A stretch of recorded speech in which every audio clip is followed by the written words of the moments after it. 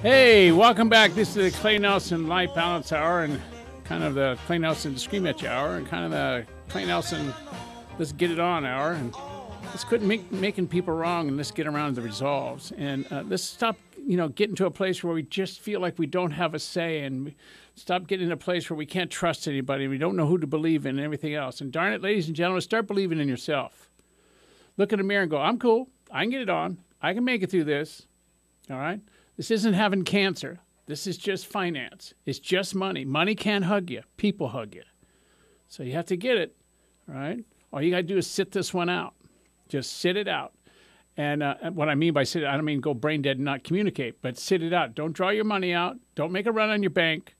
Calmly plan out. Go to your advisors. Listen to your advisors. I called every financial advisor that I have and all the land I own in all the different states and everything else, and they're all saying the same thing. Sit down, calm down, and don't make any quick moves. If you need money now to live on, take out just enough to live on, leave the rest there, all right? It will come back. It may take a couple of years, but it's all going to come back. This is not 1929. The government will fund it. Probably will have to pay for it. We might make some money on it. I don't know. All I know is as an individual, the last thing you want to do is rush around and make mistakes that end up killing yourself. And I mean killing yourself financially over time. And for you white hairs out there and your 401k plans, I don't care how much money you've lost, leave it where it is. It will come back. Now, it may take 2 or 3 years. So you guys that are out there that are retired, you may have to, slow down a little bit, maybe not go fishing quite as much, maybe not travel as much, maybe not give money away to your kids as much, but just for a couple of years. So just take a deep breath, have a very conservative, holiday season, and relax. Maybe what we're supposed to learn out of this is how to be with each other instead of how to go fast. Maybe what we're supposed to learn is how to listen to each other instead of just complain to each other. Maybe the gift of this is relationship. Maybe that's what's supposed to be going on here. And I just made that up, but it sure sounds good, a lot better than screaming and yelling about stuff I can't do anything about. It's like we count on the politics of an election year to bring us out of whatever we've accomplished and what was not accomplished. But the politics is usually never give us the full story. We've got to get the story ourselves. We can't rely on the very biased news media. We have to get informed. We have to be willing to hold our leaders accountable. We got to be willing to put our voices behind those organizations who already are out there doing that kind of work. And you have to absolutely not be stopped by others. Now, I want you to write this down. This website is where you can find out your congressional leaders' address, phone numbers, so on and so forth, all right? So to find out who your congressional leaders are and how to contact them, go to www.congress.org. So www.congress.org.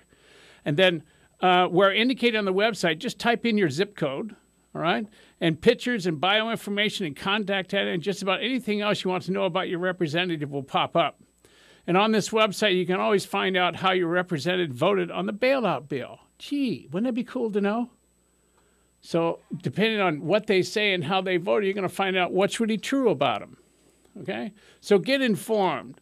Like in researching today's show, I came across the website, like I told you, www.fact.factcheck, F-A-C-T, T as in Tom, check, CHECK.org. This is the most phenomenal website I've ever read. It is an unbiased, what's going on both sides of the opinion on any topic that you want to, look into. It is phenomenal. Absolutely phenomenal. It's a great place for common folk just to go get the data they need to figure out which way they believe. If it feels good, if it's additive, if it makes sense, if it's what you want, go fight for it. So first you have to find out how. Now, thinking in those lines, if you watched the debate last night, my gosh, Obama's really really he's got style. He's got the Kennedy flair about him. There's no question. All right. And, I just went blank. Who's the other guy's name? McCain, real good, right? So McCain's walking around, but he's a Vietnam War veteran who's been injured majorly. So he doesn't have the same bounce in his step. His arms don't work quite well. They've been broken several times. Spent 5 years in a prison camp. That doesn't make him a good president. But, you know, respectfully, he looks like he's a little tired and worn out. My God, what he's been through, he should be. But he's not. Look what he's committed to. So which of these guys are you going to vote for? What do you know about their records? What do you know about their backgrounds? You only know what you're being told on talk shows and newspapers? All right? Go find out. Go to factcheck.org. Go find out what's going on. Form your own opinion. Throw the newspapers away. You know, same thing with city council. Same thing with all the different political bills that are up now. All the different things you're supposed to vote on in Santa Barbara and Ventura County and so on, all right? The organizations, this particular factcheck.org, this organization aims to reduce the level of deception and confusion in U.S. politics. Wow, what a concept. They monitor the factual accuracy of what our politicians say in TV ads, debates, speeches, interviews, and news releases. All right? They do not accept any funding from business corporations, labor unions, political parties, lobbying organizations, or individuals. It is funded primarily by a private foundation, and I don't know what that is. I'd like to know, but I don't know.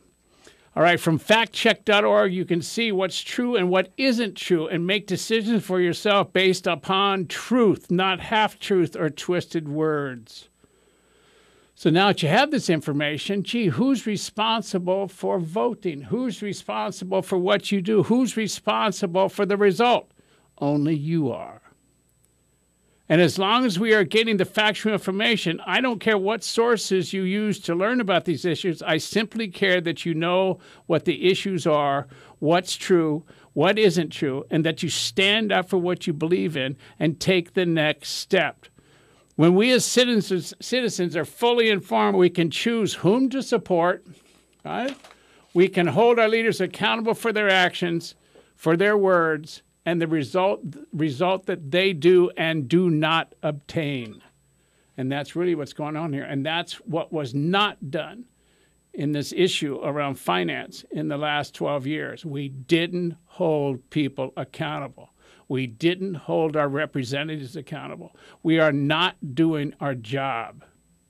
So now we want an out. Now we want to make somebody wrong for us not doing what we're supposed to be doing, for us not being present, for us not being active in the decision-making process, for us not holding our representatives accountable. We want to make somebody else wrong, not us. And ladies and gentlemen, it's us. It's not somebody else. Now, accountability, the truth, all right, is that we don't hold those in office to the highest levels of accountability because all of us shun accountability on some level. We all talk a good talk, but when it comes to having our feet held to the fire, we make excuses for our shortcomings. We make excuses for our children's shortcomings. We don't want to make people mad. We want to be liked. We don't want to, shall we say, rock the boat. So we don't rock anyone else's boat. And ladies and gentlemen, this has got to stop. Do you want to know how to stop this vicious cycle that perpetuates lax accountability standards and start walking the accountability walk? We've got to get back to the basic levels of accountability. The most basic starting point is be accountable ourselves. We look at the faults of how our political machine in Washington, D.C. works and wonder, absolutely wonder, what we are, as mere individuals can do about it. Yet the answer is, it's like taking on Goliaths. It's all about taking on you, me, and every citizen of the United States. It's all about putting left, right in front of your feet and going forward. It's all about being unstoppable. It's all about letting people know they're being watched.